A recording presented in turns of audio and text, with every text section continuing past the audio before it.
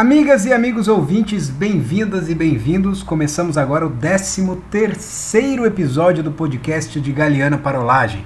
Portanto, partimos da apresentação de um texto de Eduardo Galiano e, na sequência, prosseguimos com um bate-papo a respeito ou não do texto. Hoje o texto é intitulado A Festa. A leitura é realizada por Lucília Mendes dos Santos, aquela a quem eu também chamo de mãe. Lucília é curitibana de nascimento, florianopolitana de vivência, mãe de 3 filhos e avó do pequeno Cazu. Educadora com E maiúsculo, Lucília é poetisa. Suas obras encantam e transformam. Lucília, mãe, eu agradeço demais a sua participação. Vamos, amigos e amigas, para a leitura e, na sequência, para a parolagem.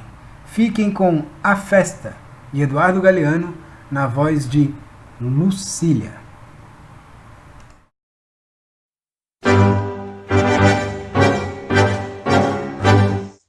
A Festa. Há alguns povoados e vilarejos do Brasil que não têm igreja, mas não existe nenhum sem campo de futebol. O domingo é o dia em que os cardiologistas de todo o país trabalham mais. No domingo normal, qualquer um pode morrer de emoção enquanto se celebra a missa da bola. Num domingo sem futebol, qualquer um morre de aborrecimento. Quando a seleção do Brasil naufragou no Mundial de 66, houve suicídios, ataques de nervos, bandeiras, pátrias a meio pau e tarjas negras nas portas, e uma procissão errante de enlutados cobriu as ruas e enterrou o futebol nacional com um caixão e tudo. 4 anos depois, o Brasil ganhou pela 3ª vez o campeonato mundial. Então, Nelson Rodrigues escreveu que os brasileiros deixaram de ter medo de serem levados pela carrocinha e foram todos reis com o manto de arminho e a coroa erguida. No Mundial de 70, o Brasil jogou um futebol digno do gosto pela festa e da vontade de beleza de sua gente. Já se impusera no mundo a mediocridade do futebol defensivo, com um time inteiro atrás, armando a retranca, e lá na frente 1 ou 2 homens jogando na maior solidão. Já tinham sido proibidos o risco e a espontaneidade criadora. E aquele Brasil foi um assombro. Apresentou uma seleção lançada na ofensiva, que jogava com 4 atacantes. Jairzinho, Tostão, Pelé e Rivelino, que às vezes eram 5 e até 6, quando Gerson e Carlos Alberto chegavam de trás. No final, esse trator pulverizou a Itália. Um quarto de século depois, semelhante audácia seria considerado um suicídio no Mundial de 94. O Brasil ganhou outra final contra a Itália. Ganhou na cobrança de pênaltis, depois de 120 minutos sem gols. Não fosse pelos pênaltis, as metas teriam continuado invictas por toda a eternidade.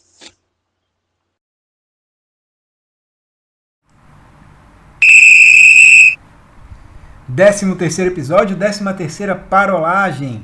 Fala, meu amigo Lenine, como é que você está, cara? Tudo bem contigo? Fala, Eduardo, tudo certo aqui, tudo tranquilo. Maravilha, cara. Vamos torcer aqui para a internet não nos atrapalhar nesse bate-papo sobre o trecho A Festa, de Eduardo Galiano. Eu acho que esse texto ele tem 3 momentos, Lenine. A gente podia conversar um pouquinho sobre os temas presentes nesses 3 momentos. Primeiro, ele faz uma menção aí sobre essa relevância do futebol no Brasil, citando que às vezes tem uma cidade sem igreja, mas cidade sem campo de futebol não tem nenhuma, né?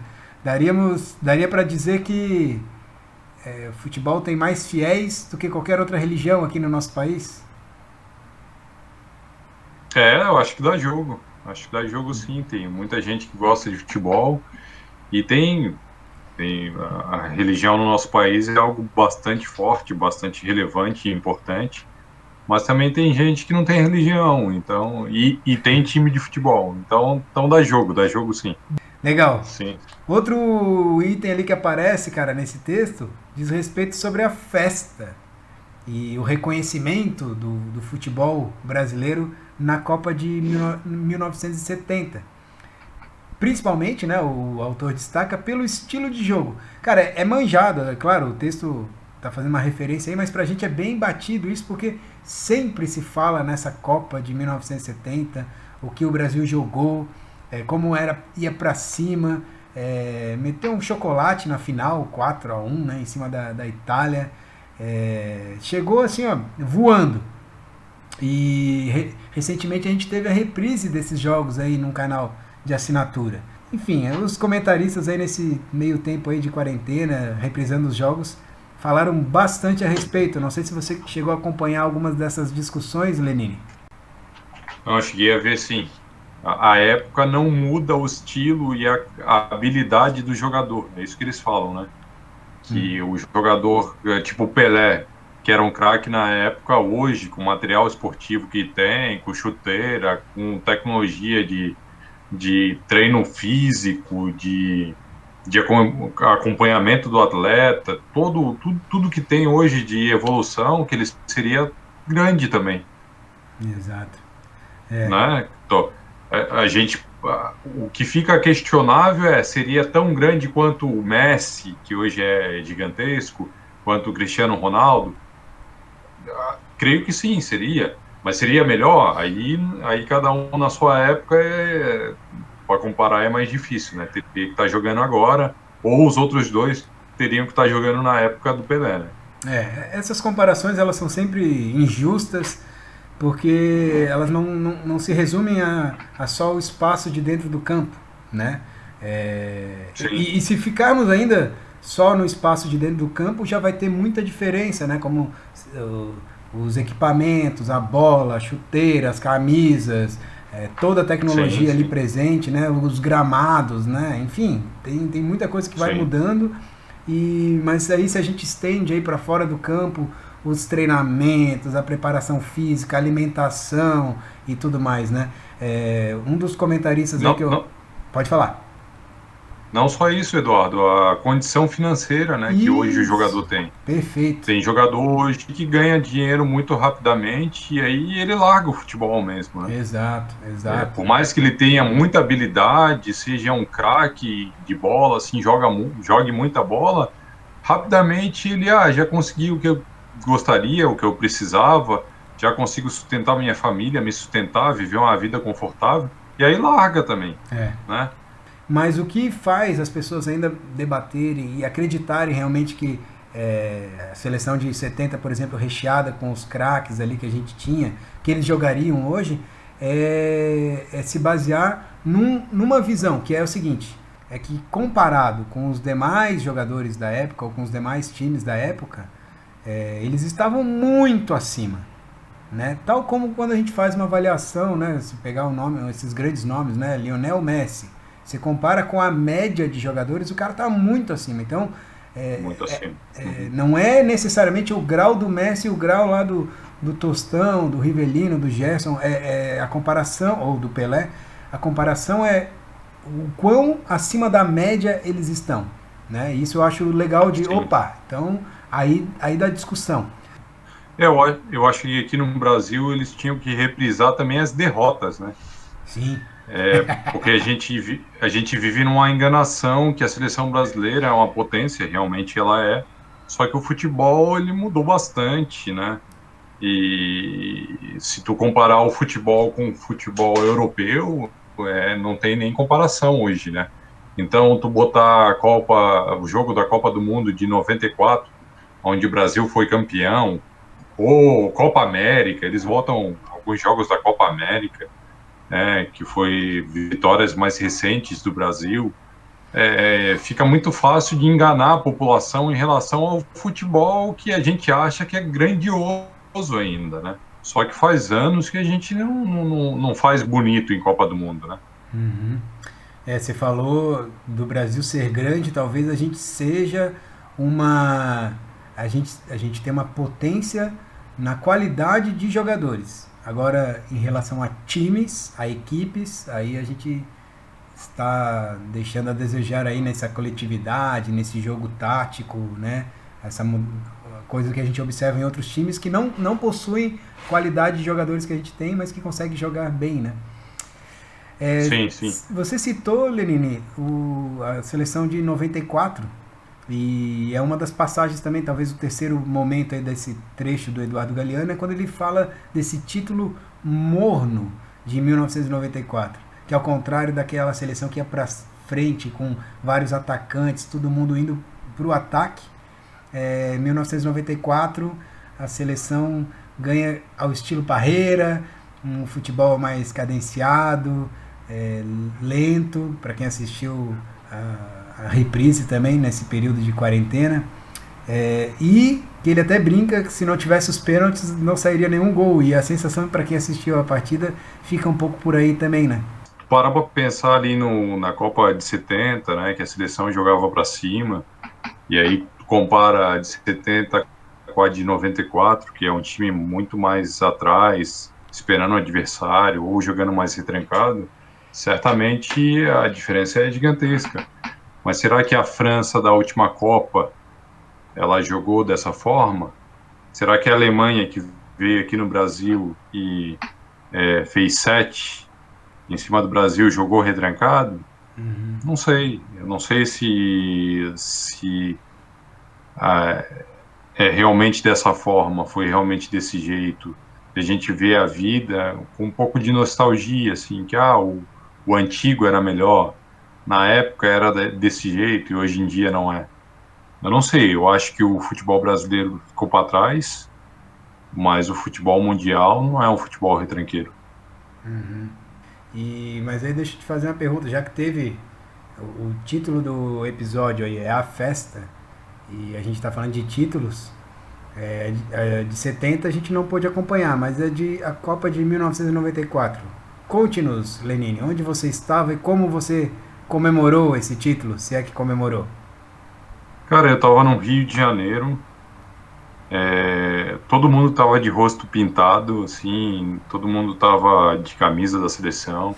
Eu lembro a gente estava num quintal, assim, lá da minha casa, no Rio, e tava um monte de gente, os parentes, os amigos, a gente estava acompanhando o jogo, e foi, cara, foi a Copa que, tirando essa Copa aí, foi, depois eu lembro, tenho uma lembrança, que aí a gente já estava junto aqui em Florianópolis, que foi a Copa de 98, Sim. que foi no período que a gente se conheceu ali, né? Uhum. Eu acho que foram as duas Copas que mais eu tenho lembrança, assim.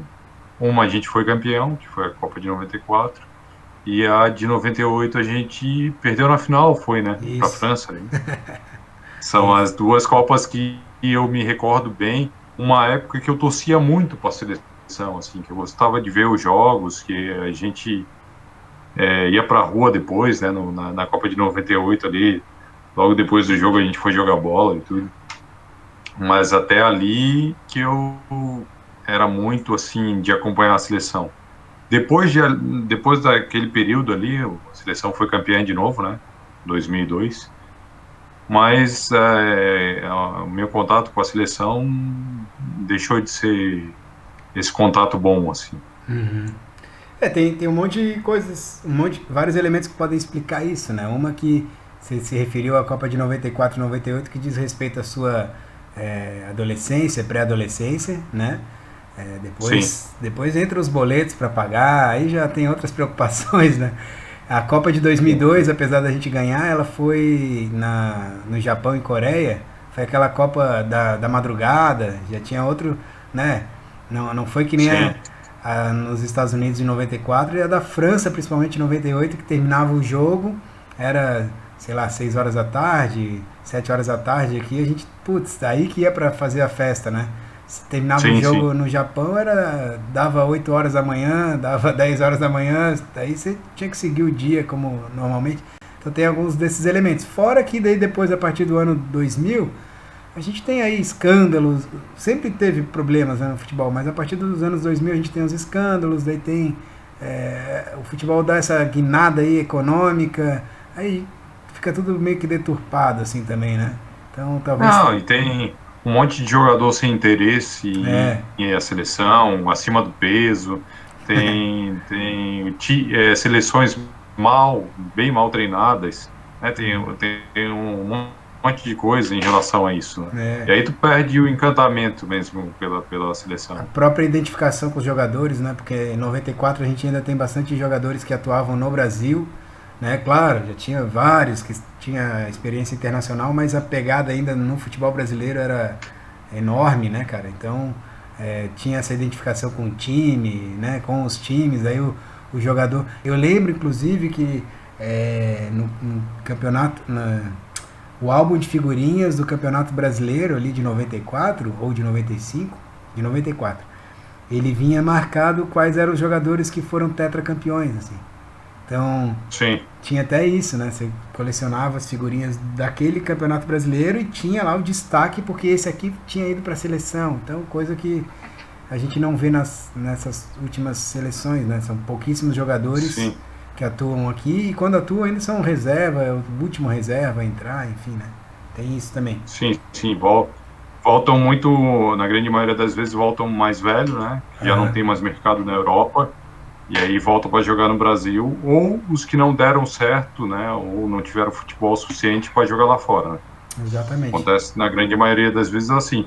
Mas a questão dessa identificação com a seleção, não estava no Brasil, está jogando lá fora, eu já vejo também algo como, assim, uma besteira, exemplo, assim, porque tu pega um jogador croata, o jogador croata tipo o Modric, que joga no Real Madrid. Esse jogador aí, ele deve ter jogado bem pouco na Croácia, em times da Croácia. Ele já está na Espanha há muito tempo, né? A identificação com ele é mais com o time espanhol do que com a própria seleção. E na última Copa do Mundo foi até a final, jogando e se dedicando fisicamente, e querendo estar lá e querendo representar a seleção. Então, não tem desculpa, né? Você vê um Ronaldo gordo, né? Sem muita vontade, sem treinar, indo para a seleção acima do peso, o outro querendo ir para balada, festa em vestiário, mulherada, bebida. É outro jeito de ver as coisas, né? E quem Esse tá. oba-oba de carnaval do Brasil, né? É verdade. Uma verdadeira parolagem, eu diria. Verdadeira parolagem. Beleza, Lenine. Acho que podemos encerrar esse assunto de festa por aqui. E, Sim, e aí a gente se fala aí no próximo episódio. Maravilha? maravilha, irmão. Um abraço. Beleza, um abraço para todo mundo aí. Até a próxima parolagem.